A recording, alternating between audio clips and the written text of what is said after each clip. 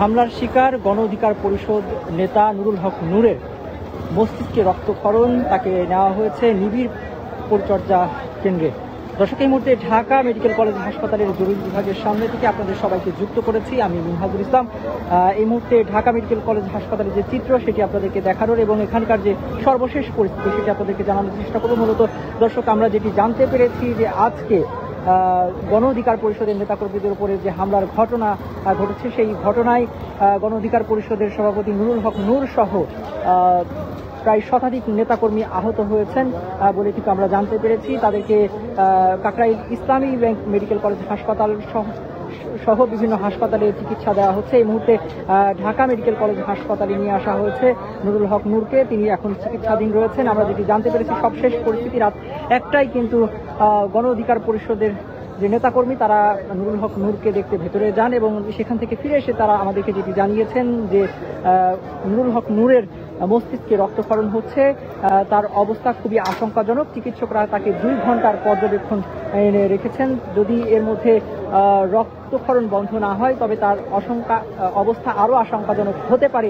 এরকমটা কিন্তু তারা আমাদেরকে জানিয়েছেন। চিকিৎসকরা যেটি জানিয়েছেন গণ অধিকার পরিষদের নেতাকর্মীদেরকে যে এই মুহূর্তে আইসিইউর সামনে যেন গণ অধিকার পরিষদ সহ অন্যান্য রাজনৈতিক দলের নেতাকর্মী যারা নুরুল হক নূরকে দেখতে হাসপাতালে আসছেন, ঢাকা মেডিকেল কলেজ হাসপাতালে আসছেন, তারা যেন আইসিইউর সামনে ভিড় না করেন,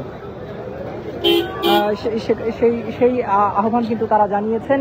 একই সাথে আমরা দেখেছি যে সন্ধ্যার পর থেকে, অর্থাৎ এই হামলার পর থেকে যখন নুরুল হক নূরকে ঢাকা মেডিকেল কলেজ হাসপাতালে নিয়ে আসা হয়, তারপরই কিন্তু বিভিন্ন রাজনৈতিক দলের নেতাকর্মীরা সহ প্রধান উপদেষ্টার প্রেস সচিব এবং আইন উপদেষ্টা ডক্টর আসিফ নজরুল কিন্তু এই ঢাকা মেডিকেল কলেজ হাসপাতালের জরুরি বিভাগে আসেন নুরুল হক নূরকে দেখতে এবং তারা কিন্তু তার শারীরিক অবস্থার খোঁজ খবর নিয়ে যান। এ সময় আমরা দেখেছি যে আইন উপদেষ্টা ডক্টর আসিফ নজরুল এই জরুরি বিভাগে প্রবেশ করার পরপরই কিন্তু গণ অধিকার পরিষদের নেতাকর্মীরা ভুয়া স্লোগান দিতে থাকেন। এছাড়াও আমরা দেখেছি যে প্রধান উপদেষ্টা ডক্টর মোহাম্মদ ইউনূসের যে প্রেস সচিব শফিকুল ইসলাম তিনি কিন্তু এসেছিলেন এবং তিনি যেটি জানিয়েছেন যে এই ঘটনায় এই হামলার কিন্তু ন্যাক্কারজনক হামলার ঘটনা ঘটেছে তার নিন্দা নেওয়া হবে বলে জানিয়েছেন। আমরা দেখেছি যে জামায়াত ইসলামী সহ অন্যান্য যে রাজনৈতিক দল ইসলামী আন্দোলন বাংলাদেশ, জাগপা সহ ইনকিলাব মঞ্চের মুখপাত্র শরীফ উসমান হাদি সহ এনসিপির নেতাকর্মীরাও কিন্তু এখানে এসে উপস্থিত হয়েছিলেন।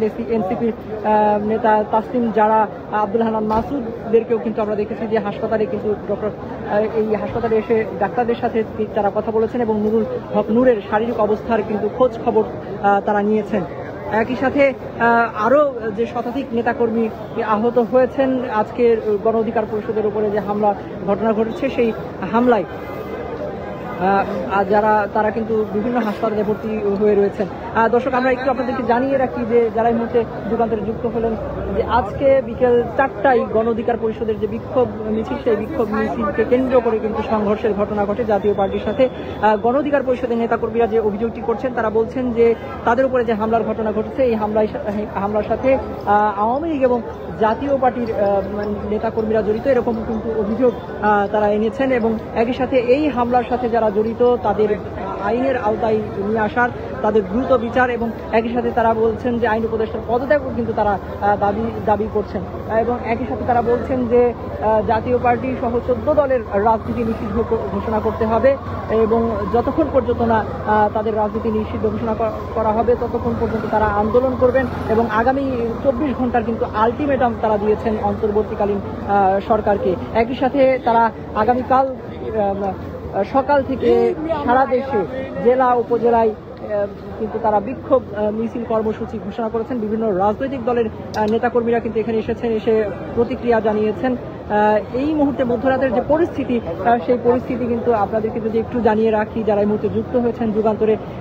এই মুহূর্তে আমরা যেটি জানতে পেরেছি গণ অধিকার পরিষদের সভাপতি নুরুল হক নূরের যে শারীরিক অবস্থা সেটি সম্পর্কে কিন্তু আমরা একটু আগে আইসিইউ থেকে তার শারীরিক অবস্থা জেনে এসে দলটির একজন কর্মী আমাদের সাথে কথা বলেছেন, তার সাথে আমরা কিন্তু কথা বলার চেষ্টা করেছিলাম। তিনি আমাদেরকে জানিয়েছেন যে তিনি নুরুল হক নূরকে দেখে এসেছেন নিবিড় পরিচর্যা কেন্দ্র, নিবিড় পর্যবেক্ষণ কেন্দ্র আইসিইউতে দেখে এসেছেন, তাকে নিবিড় পরিচর্যা রাখা হয়েছে এবং তার শারীরিক অবস্থা পর্যবেক্ষণে রাখা হয়েছে। ডাক্তাররা 2 ঘন্টা পর্যবেক্ষণে রেখেছেন। তার মস্তিষ্কে রক্তক্ষরণ হচ্ছে এবং এটি বন্ধ না হলে তার শারীরিক অবস্থা আরো আশঙ্কাজনক হতে পারে, এরকমটা কিন্তু ডাক্তাররা জানিয়েছেন। একই সাথে ডাক্তাররা বলেছেন যে তার জ্ঞান ফেরেনি, তিনি কিন্তু শ্বাস নিতে তার কষ্ট হচ্ছে, এরকমটা কিন্তু জানানো হয়েছে চিকিৎসকদের পক্ষ থেকে।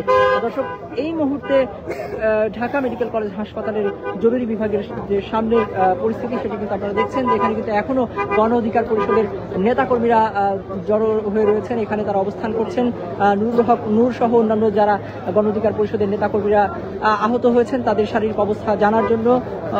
এছাড়াও দেখেছি যে আমরা কিন্তু এই হামলার পরপরই কিন্তু এই ঢাকা মেডিকেল কলেজ হাসপাতালের জরুরি বিভাগে নুরুল হক নূরকে নিয়ে আসার পরে কিন্তু বিভিন্ন রাজনৈতিক দলের নেতাকর্মীরাও আসছেন। তারা এখানে এসে কিন্তু তাদের যে প্রতিক্রিয়া সেই প্রতিক্রিয়া কিন্তু তারা জানাচ্ছেন। দর্শক, এই ছিল ঢাকা মেডিকেল কলেজ হাসপাতালের জরুরি বিভাগের সামনে থেকে সর্বশেষ যে পরিস্থিতি সেটি আপনাদেরকে জানাচ্ছিলাম।